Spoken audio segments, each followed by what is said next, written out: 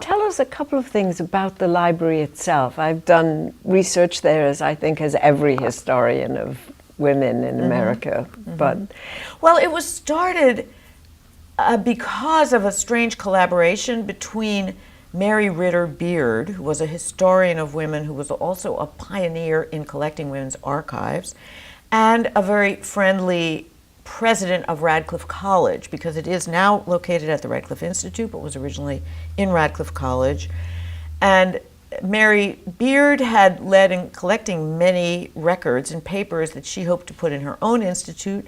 That opportunity failed, and both Radcliffe College and Smith College at the time, both colleges for women, were interested in what she had done.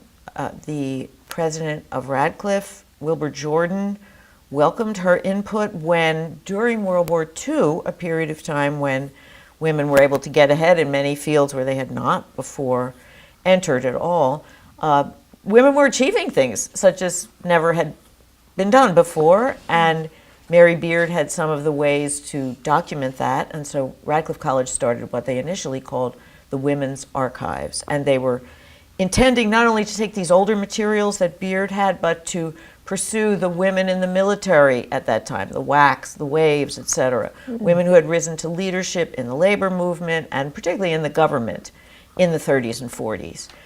And that Women's Archives was a really major effort at that time. And then in 1965, it was named to honor Arthur Schlesinger Sr. and his wife, Elizabeth Bancroft Schlesinger, who had been major supporters of this effort at Radcliffe College. The mainstay of the Schlesinger Library is archival materials, which include many media, not only print material, papers, people's handwriting, but also film, radio, transcripts of many programs, etc., many kinds of computer materials. The library really expanded its collections during the 70s when there were so many women's institutions being founded, and it collected all sorts of ephemera of the women's movement, so that it's a major repository of modern feminism as well as women's ordinary lives. wonderful. We'll all have to make a trip there very soon.